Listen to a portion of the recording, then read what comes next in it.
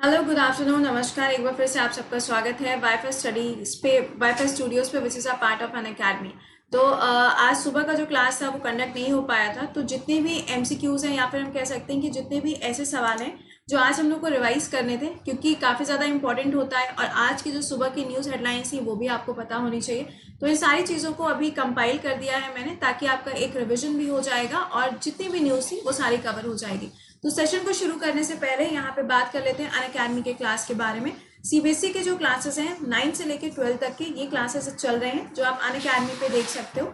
और इसके लिए आपको जो कोड यूज करना होगा वो कोड होगा यहाँ पे कृति10। सब्सक्रिप्शन कितने टाइम का, 1 साल का है और कितने रुपीज का है, जस्ट ऑफ ₹99। और इसमें भी आपको 10% का ऑफ मिलने वाला है यूजिंग दिस कोड। ठीक है, चलिए अब इसके अलावा देखो, जो मेरा यहाँ पे रेलवे का क्लास चल रहा है, अभी इसमें हम करंट अफेयर्स कवर करा रहे हैं। करंट अफेयर्स कवर होने के बाद इसमें रेलवे के लिए जो जीएस का पार्ट है वो भी स्टार्ट होने वाला है, तो इसको आप अभी से ज्वाइन कर सकते हो।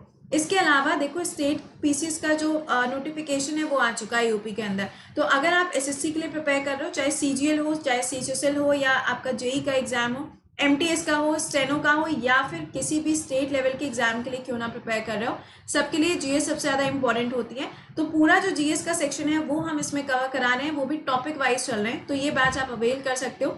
आप सबसे पहला काम क्या करना है, बैचेस को अवेल करने के लिए यहाँ पे जो कोड होगा, दैट कोड विल बी कृति10। ठीक है, इसको याद रखना। आप जल्दी से पहले तो लिंक को शेयर कर देना, ताकि जो क्वेश्चन है वो यहाँ पे हम लोग रिवाइज कर पाए। बिल्कुल सेम फॉर्मेट रखा है जैसे कि सुबह होता है, ताकि यहाँ पर कुछ भी आपको ऐसा ना लगे कि कुछ अधूरा सा है। ठीक है, चलो अच्छा, पहला सवाल यहाँ पे क्या है, जल्दी से क्वेश्चंस को एक बार से हम लोग रिवाइज कर लेते हैं। क्वेश्चन में देखो क्या पूछा जा रहा है आपसे।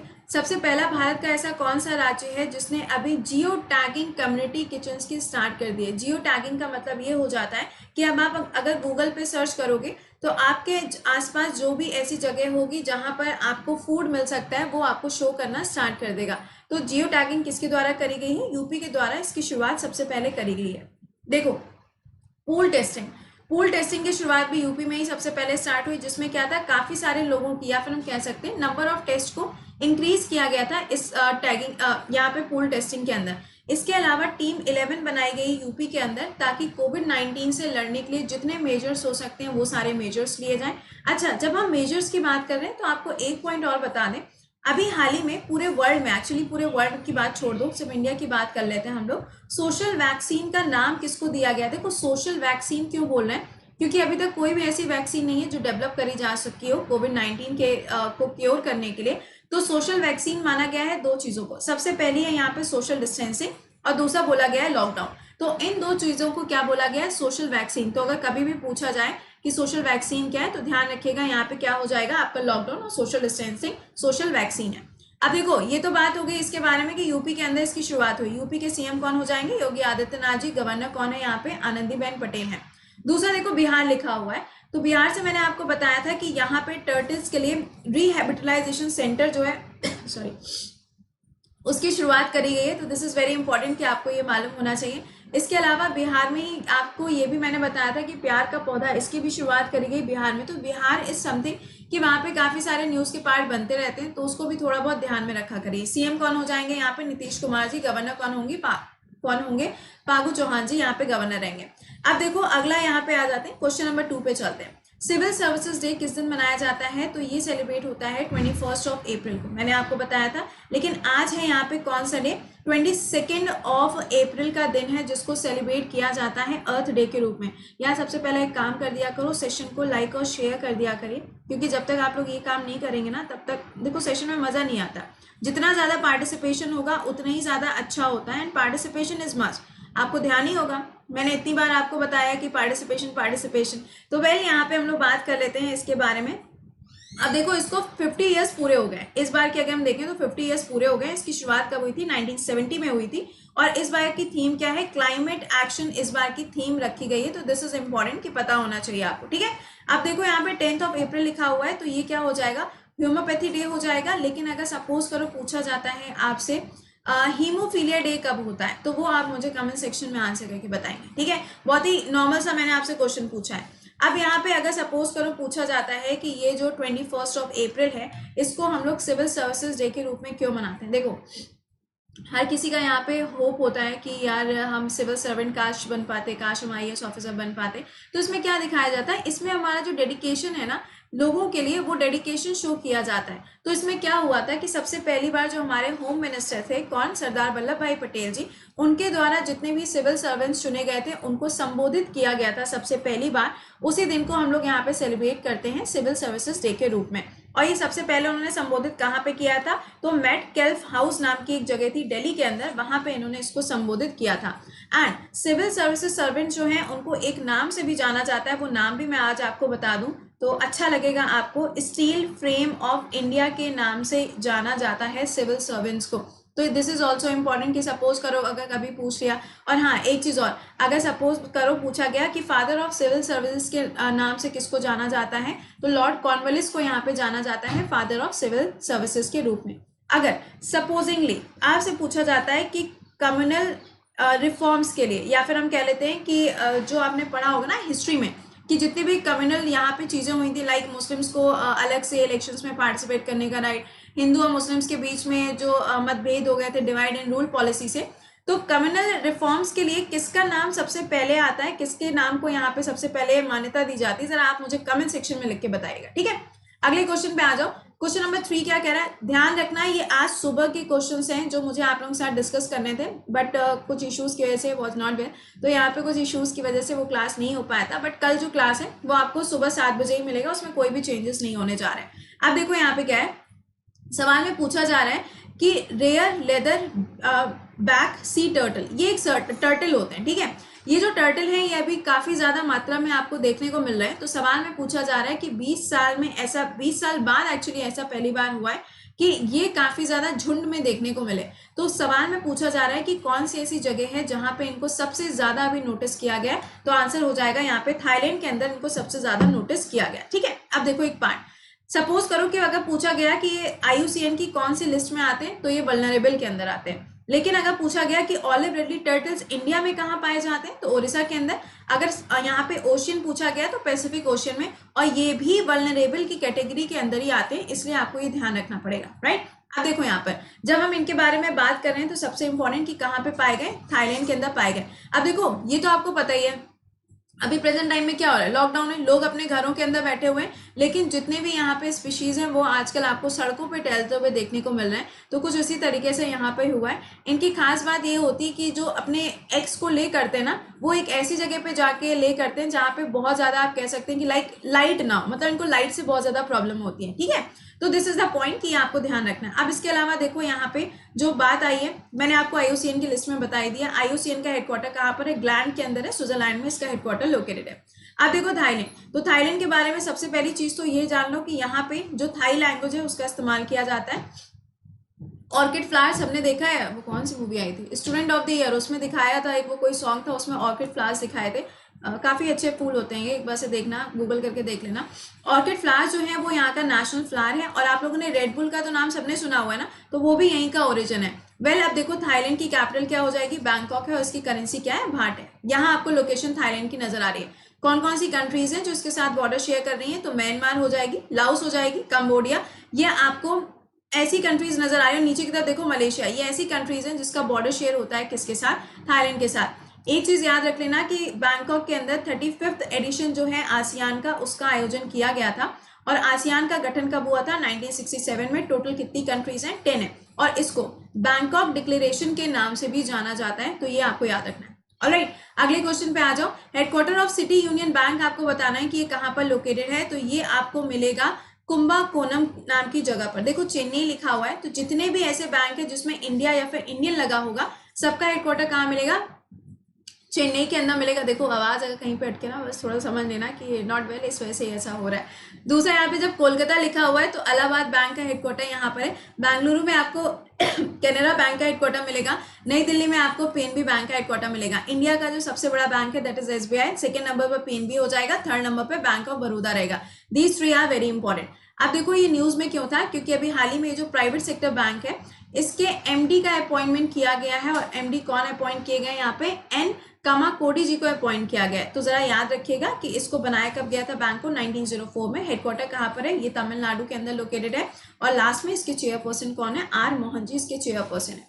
नेक्स्ट देखो सुबनसिरी नदी, ये रिवर कहाँ पर है? ये रिवर है अरुणाचल प्रदेश के अंदर, और इसके ऊपर एक जो ब्रिज था, मैंने आपको बताया था कि बॉर्डर एंड रोड ऑर्गेनाइजेशन के अंदर जो लोग काम करते हैं, मैंने आपको ये पॉइंट बहुत पहले भी बताया हुआ है, ये आता है डिफेंस मिनिस्ट्री के अंदर। इसका काम क्या होता है? इंडिया के अंदर और इंडिया से लगे हुए जितने भी कंट्रीज हैं और इंटरनेशनल लेवल पर भी ये रोड्स को डेवलप करने का काम करता है। रोड्स को डेवलप करने का काम से मतलब ये नहीं है कि म्युनिसिपल कॉर्पोरेशन के अंदर काम करता है, ये बॉर्डर पे काम करता है, ठीक है।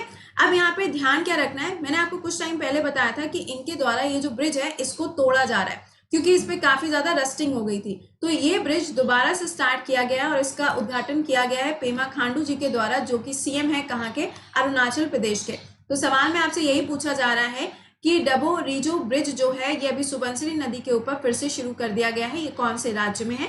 Answer will B Arunachal Pradesh के अंदर ये लोकेटेड है। याद रख लीजिएगा कि सुबनसिरी रिवर ये किसकी ट्रिब्यूटरी है? तो ये ब्रह्मपुत्र की सहायक नदी है। ब्रह्मपुत्र की लेंथ कितनी है? 2900 किलोमीटर है, और ब्रह्मपुत्र की जो सबसे लंबी सहायक नदी है उसका नाम क्या है? यहाँ पे Subansiri is the right answer, right. Next देखो अरुणाचल प्रदेश आया है यहाँ पे ना, तो अरुणाचल प्रदेश से आपको ये याद रखना है कि यहाँ की जो विधानसभा है उसमें कुल सीटें कितनी है? 60 है। लोकसभा सीट पूछी जाएगी तो 2 हो जाएंगी, राज्यसभा सीट पूछी जाएगी तो 1 हो जाएगी।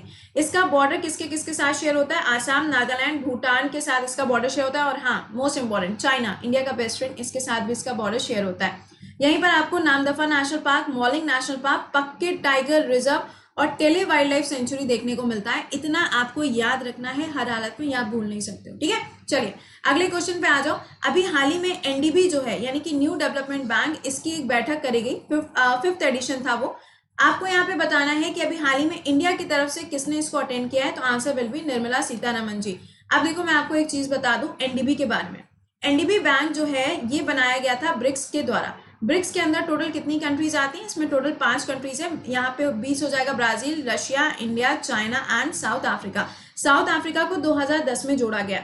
अब सबसे पहली चीज तो ये ध्यान रखिएगा कि ब्रिक्स की फॉर्मेशन कब हुई है, तो ब्रिक्स का जो फॉर्मेशन है वो किया गया है कब? 2009 में इसको फॉर्म किया गया था, राइट। अब अगर एनडीबी पूछा जाएगा तो 2014 में एक डिक्लेरेशन पास किया गया था जिसका नाम दिया गया था, और यहाँ पे नाम हो जाएगा फोर्टलेजा डिक्लेरेशन, ठीक है। ये एक जगह है, वहां पर ये डिक्लेरेशन पास किया गया था कि ब्रिक्स के जितने भी मेंबर्स हैं उनके द्वारा एक बैंक बनाया जाएगा जिसका नाम क्या होगा? एनडीबी। तो एनडीबी बैंक ने अपना काम करना कब से शुरू किया? 2015 से इन्होंने अपना काम करना शुरू कर दिया। इसके अध्यक्ष कौन है? तो के वी कामत जी जो है वो इसके अध्यक्ष हैं, और इसका हेडक्वार्टर कहाँ पे? ये आपको शंघाई के अंदर लोकेटेड मिलेगा। तो दीज आर द पॉइंट, इतने तो आपको याद रखना है। अब जब ये मीटिंग हुई है वीडियो कॉन्फ्रेंसिंग के द्वारा, तो इंडिया ने डिमांड करी है $10 मिलियन की, ताकि कोविड-19 से यहाँ पे लड़ा जा सके। लेकिन यहाँ पे आपको ध्यान रखना है कि अभी ये डिमांड करी गई है, अभी लोन के फॉर्म में होगी, हेल्प के फॉर्म में होगी, जैसे भी हो, क्योंकि अलग अलग कंट्रीज जो इसका हिस्सा है वो यहाँ पे डोनेशन करती रहती है। अब बस वही अमाउंट जो है वो यहाँ पे लिया जाएगा। निर्मला सीतारमन जी कौन है? तो हमारी फाइनेंस मिनिस्टर है कौन? निर्मला सीतारमन जी। अगला सवाल, कोविड इंडिया सेवा अभी हाल ही में किसके द्वारा लॉन्च करी गई है? तो हर्षवर्धन जी के द्वारा इसको लॉन्च किया गया। इनके पास मिनिस्ट्री कौन सी है? तो ये हेल्थ मिनिस्ट्री है, ठीक है, स्वास्थ्य मंत्रालय इनके पास है। स्मृति ईरानी जी, इनके लिए अगर हम पूछते हैं तो कौन सी हो जाएगा? टेक्सटाइल हो जाएगा, women and child welfare. Prakash Javadekar ji, constituency क्या हो जाएगी यहाँ पे? इंफॉर्मेशन एंड ब्रॉडकास्ट, और इसके साथ में रहेगी environment ministry. Piyush Goyal ji, railway मंत्रालय इनके पास, एंड नरेंद्र मोदी जी पीएम। अब देखो यहाँ पर इसका काम क्या है? कोविड इंडिया सेवा, ट्विटर पे यहाँ पर एक सेवा शुरू करी जा रही है जिसका नाम है कोविड इंडिया सेवा। इसके थ्रू पता है क्या होगा?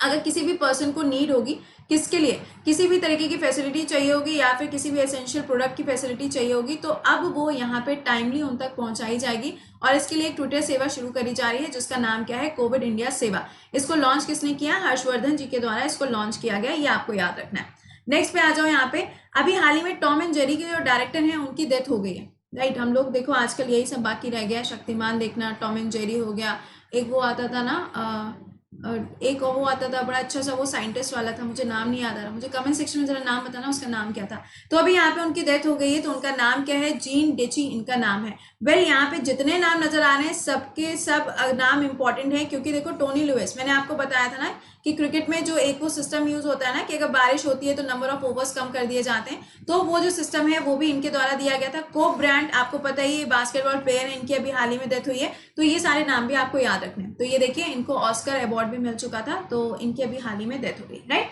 तो इतने क्वेश्चन तो हमने डिस्कस किए, लेकिन आगे पूरे क्वेश्चन आज डिस्कस कर लेंगे जो सुबह मुझे एक्चुअल में डिस्कस करने थे आपके साथ। अब देखो यहाँ पे वर्ल्ड फ्रीडम इंडेक्स जारी किया गया है, इसमें इंडिया की रैंक क्या है, तो इंडिया की रैंक अब हो गई है 142। लास्ट ईयर कितनी थी, 140 रैंक थी। देखो अब इसमें फोकस क्या किया जाता है, जब ये इंडेक्स जारी किया जाता है तो सबसे पहले फोकस किया जाता है डेमोक्रेसी के ऊपर, कि किसी भी देश के अंदर कितना ज्यादा लोकतंत्र है। दूसरी चीज फोकस करी जाती है कि यहाँ पे जो मीडिया है उसको कितनी ज्यादा आजादी है, क्या उसमें गवर्नमेंट का इंटरफेरेंस है कि नहीं है। तो ये सब चीजें जो है इनको फोकस करते हुए ये जो इंडेक्स है ये जारी किया जाता है। टोटल कितनी कंट्रीज को फोकस करते हैं, तो टोटल 180 कंट्रीज में से ये रैंकिंग जारी करी जाती है। नंबर 1 पे कौन है, हमेशा की तरह स्कैंडिनेवियन कंट्रीज में नॉर्वे नंबर 1 पे, नंबर 2 पे फिनलैंड मिलेगा। और अगर भूटान की पूछ लिया जाता है तो भूटान की याद रख लेना 67 नंबर पे भूटान है। मतलब आप देख सकते हैं इंडिया से बहुत ज्यादा बेटर कंडीशन में आपको भूटान नजर आ रहा है। सबसे आखिरी में कौन सी कंट्री होगी, no doubt it will be North Korea. अच्छा, नॉर्थ कोरिया में जो वो किम है ना, उन्होंने अभी सर्जरी कराई है, इनकी हालत जो है थोड़ी सी क्रिटिकल हो गई है। वेल, अब ये रिपोर्ट जारी कौन करता है, तो रिपोर्टर्स विदाउट बॉर्डर के द्वारा इसको जारी किया जाता है। टोटल कंट्रीज कितनी यहाँ पे 180 कंट्रीज के अंदर इसको निकाला जाता है। अगला सवाल, कौन से यहाँ पर ऐसे राष्ट्रपति हैं, प्रेसिडेंट हैं, जिन्होंने अभी हाल ही में इमिग्रेशन प्रोसेस जो है उसको पूरी तरीके से प्रतिबंध लगा दिया है। इमिग्रेशन का देखो मतलब क्या होता है, सपोज करो मैम, ठीक है, माई सेल्फ प्रति, राइट। अब मुझे यहाँ पे यूएसए के अंदर जॉब मिल रही है, तो मैंने सोचा कि चलो यार यूएसए के अंदर चल के हम जॉब करने चले जाते हैं। लेकिन जब हम वहाँ जॉब करने जाते हैं तो हम ये सोचते हैं कि क्यों ना वहाँ के रेजिडेंट ही बन जाए, वहाँ पे परमानेंट रहना हम क्यों ना शुरू कर दें। तो जब ऐसी कंडीशन होती है कि कोई भी एक पर्सन काम की तलाश में अगर यहाँ पे जाता है और वहां पे जाके बस जाता है, रहना शुरू कर देता है, तो उसे हम क्या कहते हैं, इमिग्रेशन कहते हैं। और इसके ऊपर अभी हाल ही में प्रतिबंध लगाया है किसने, इसने प्रतिबंध किसने लगाया, यूएसए के द्वारा इसके ऊपर प्रतिबंध लगाया गया। डोनाल्ड ट्रंप ने अभी अनाउंसमेंट कर दिया है। इन्होंने बोला है कि यूएसए के अंदर जो जॉब्स है ना, वो सारे के सारे बाहर के लोग लेके चले जा रहे हैं, यूएसए वालों को जॉब ही नहीं मिल रहा है। और अभी इकोनॉमिक कंडीशन इतनी खराब होती जा रही है, तो इन्होंने ये सोचते हुए यहाँ पे प्रतिबंध लगाया कि बाहर के लोगों को यूएसए के अंदर कोई भी जॉब नहीं दिया जाएगा। तो इसको अभी बोला भी गया कि हो सकता है एक्सटेंड किया जाए 5 सालों के लिए या 8 सालों के लिए। तो लेट्स सी यहाँ पे क्या कंक्लूजन निकलता है, ठीक है।